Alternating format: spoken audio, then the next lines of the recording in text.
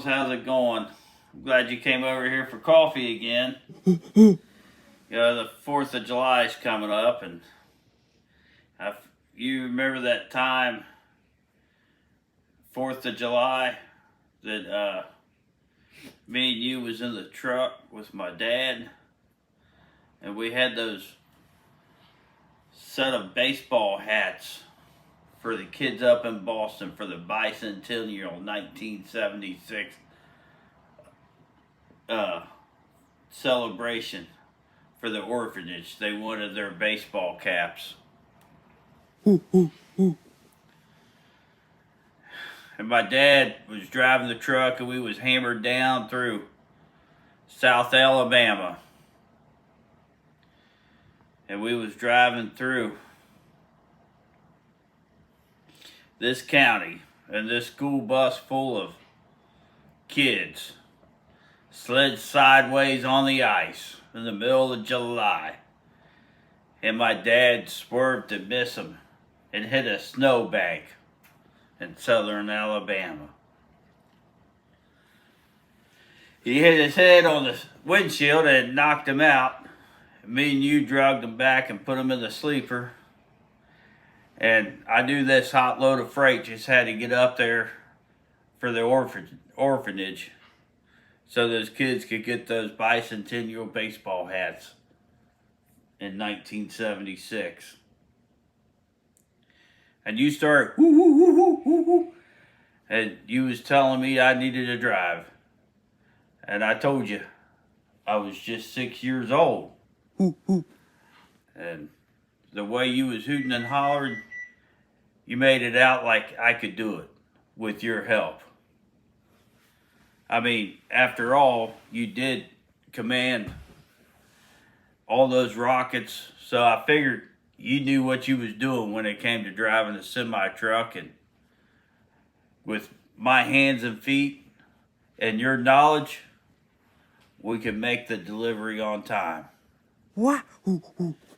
So I did what I had to do. I got a roll of duct tape out of the back part of the truck and some 2x4s, and I blocked them up on the pedals of the truck, and I taped it all up to where my little feet could reach the pedals and push that clutch in.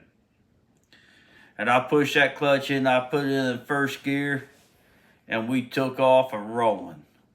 And I jammed through every single gear, and we ran 90 miles an hour all the way across I-10 till we hit 95.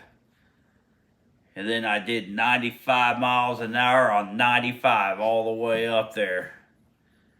We drove 15 hours straight from South Alabama. And we pulled into the parking lot of that orphanage. Those little kids came running out. They was so happy about getting their baseball hats. That was a day I'll never forget. Hey, Bojangles, why don't you tell me a story about when you was in the NASA program before you escaped?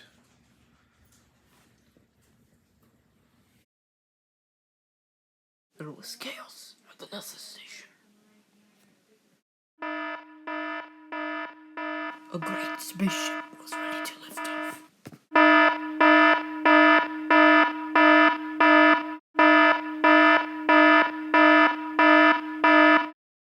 After they had found me, they made me an astronaut. They were now sending me on a mission to the moon. I saw the Earth fade into the distance. It was strange to be a monkey in space.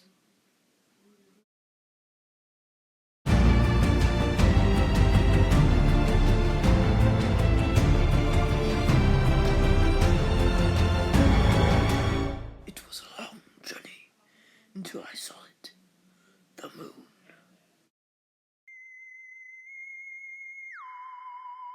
After surveying the landscape, I planted the American flag on the barren planet.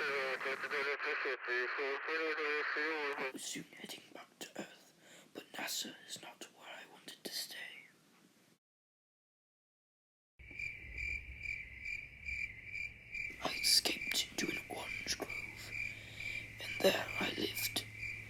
day and a half until they found me. Seeing lunches, I jumped into the back of a semi-truck. The truck started to move, and we were soon off down the road. I knew not to where I was headed.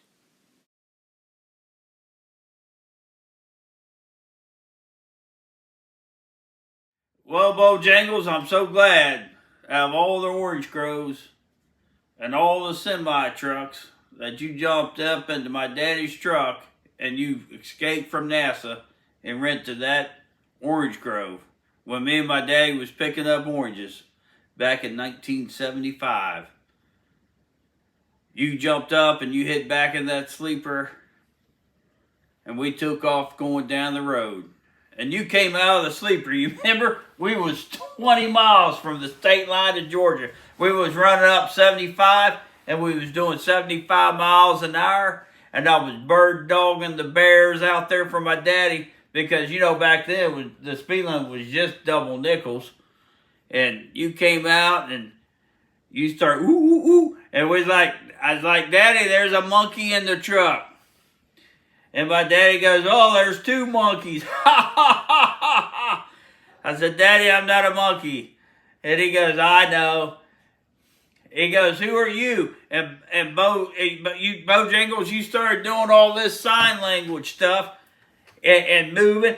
And I told Daddy, I said, Daddy, I think you tried to do the sign language. And my daddy goes, well, I don't know what sign language is. I don't know how to read it. I said, I don't know either. So you was just going to town telling us all kinds of stuff.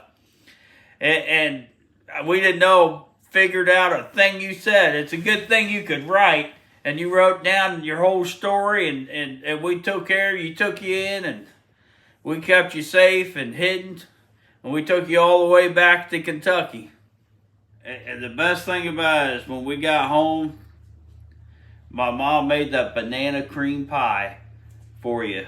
And it was the first time she ever made banana cream pie, and we all loved the banana cream pie. The best banana cream pie I ever had. You know, they sell banana cream pie down at Olstein's, but it don't hold a candle. My mom's banana cream pie. Everybody says that Olstein's banana cream pie is the best, but it's not. My mama's is.